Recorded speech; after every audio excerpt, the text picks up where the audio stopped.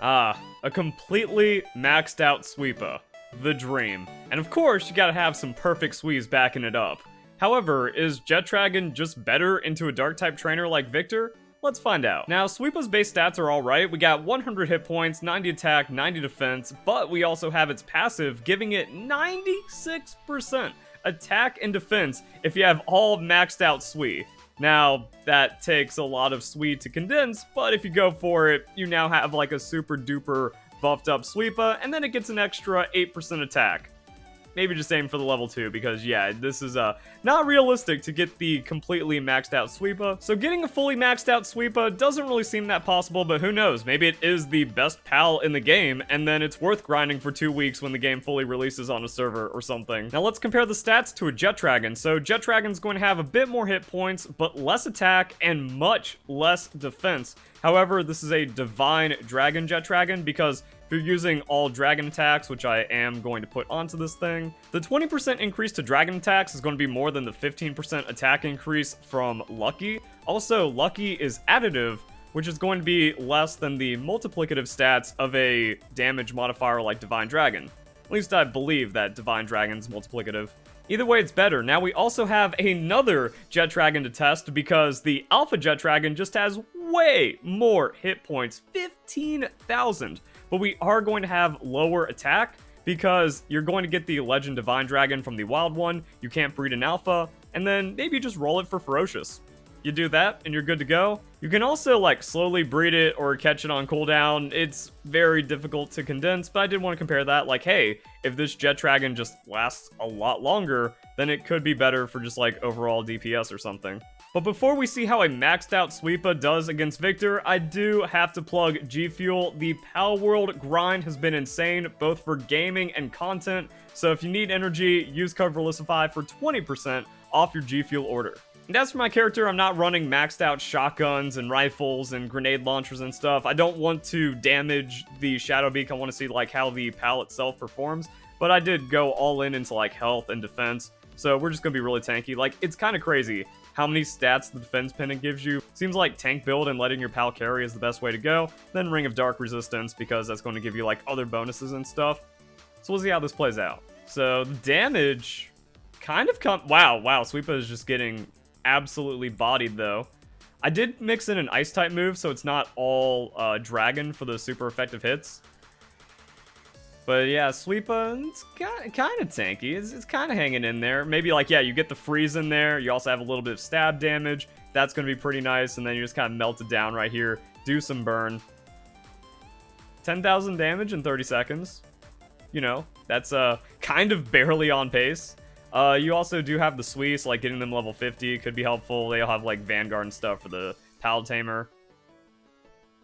And it's mostly like, yeah, the burn ticking is actually pretty crazy. So some kind of like super tanky stall strategy with burn could also just be better. Sweepa is going out there and tanking it though.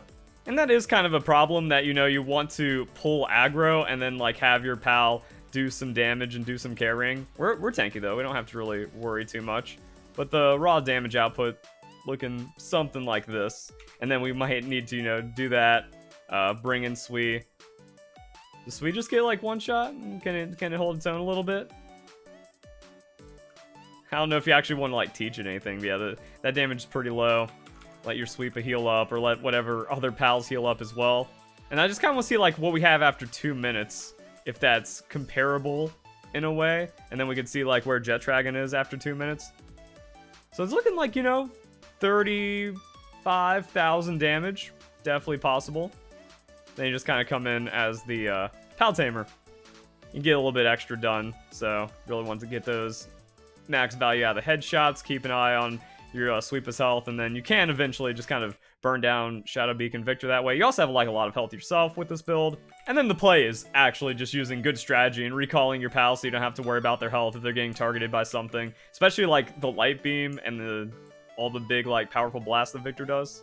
This isn't a how to beat Victor guide. This is just kind of like a damage check on certain pal builds. Now, interesting thing about Jetragon, there's no supportive pals that give pal damage to Dragon.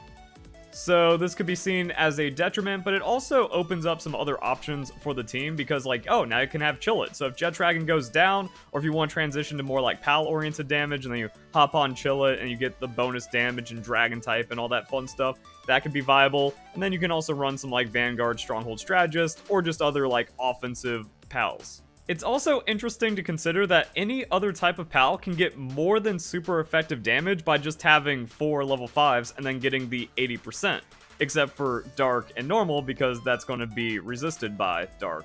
So stronger PALs, other synergies, we're definitely going to be exploring that in future videos, which is why you like, comment, subscribe. But let's see how Jetragon does with the Chill It backup. Now, Jetragon does have a benefit to where we can ride it, and then we can just kind of strafe around and do insane missile damage, which seems to count as, like, some kind of player damage. So, immediately does more damage than Sweepa did in 15 seconds. And then we can see all these crazy super effective hits. It also applies the burn. Yeah, we could do that, but we didn't do that with Sweepa for the beginning, so we're just going to kind of see, like, what Jetragon on autopilot does, and if it has to worry too much. So the ice attack, not great for it, but it means like Shadow Beat can't really do too much with the dark type attacks. Jetragon's just kind of hugging it, but then doing like Dragon Cannon for 1100. Alright, that's just crazy. And then it has its move, but that's getting hit by the wall. Wow, it just... Oh yeah, and so Jetragon needed to just dumpster Victor. And you don't even need, like, you just autopilot it. Don't even need to play the game. Now, this is, like, the perfect, ultimate, maxed out Jetragon that no one will ever get. Or it'll take, like, such an insane amount of time to, like, farm it. It's kind of crazy, but... Yeah, it's doing, pretty well. And then if I was actually using it to, you know, absorb hits, or, like, dodge hits and stuff, you don't have to worry. You know, and then I can chip in with a handgun. No problems whatsoever. Alright, that immediately just kind of shows who wins. Yeah, you don't need the alpha hit points if you're actually just absorbing hits. And also you need to reposition your Jetragon. Like if they all get like stuck behind walls and stuff, you know, you don't want to have to worry about that too much. But yeah, Jetragon just kind of wins. So Dragon type is pretty beneficial, even though it will have the like ice type weakness, but that doesn't really seem to be too much of a problem. And then if we were to, you know, wait, we can swap out to Chill It, mount up on our like super stat Chill It, and then still do pretty good damage, have Chill It tank for a while. Yeah, see, we do that. We do the super effective headshot shotgun. Also, both me and Chill It are like sharing and tanking damage, and then we can just kind of outrun things. And if Chill It almost goes down, alright, Jetragon gets a little bit of health back.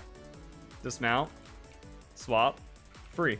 Yeah, so you can outrun everything with the Chill It, reload your shotgun as needed, and then get the big damage hits until your Jetragon's okay. Whew.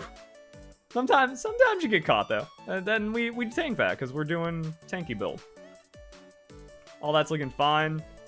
You can even do like silly stuff where it's like, yeah, we're just gonna run into the ground. Chill It gets KO'd. That's fine. We'll just go in Jetragon and win, and then everything nice and easy. Alright, now the question is, does Sweepa beat up on Jetragon and make it easier to catch Jetragon? Those damage numbers kinda suggest no, but it's a tank.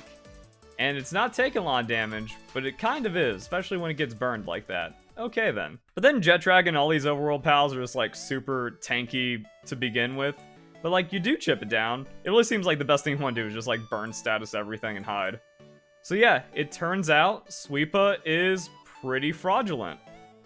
But I guess, you know, you can just get a 12% on Legendary, and that's fine as well. It's also worth noting that the Palworld roadmap has more bosses, so it won't only be Victor at the top with their Dark-type Pal, and then there's going to be in-game content raid bosses, so having like different team compositions and typings to deal with that is going to be pretty important. I wonder if Flare Storm is decent to have against the Shadow Beak. That way you just have multiple ways of applying the burn. You have the Dragon Breath, you have the Flare Storm that's in between the Beam Comet cooldowns. And you just got whatever. But yeah, there we go. It doesn't seem like Sweepa is that good, and it isn't really worth like max statting into. Now maybe as we test other things into other pals, they'll just kind of turn out to be like, yeah, Sweepa's actually like A- tier. But there could be like some kind of other really cracked build that we come up with or experiment with, and then who knows what happens after that. So hope you guys enjoy the video. Hope you all have a nice day. Thank you very much for watching.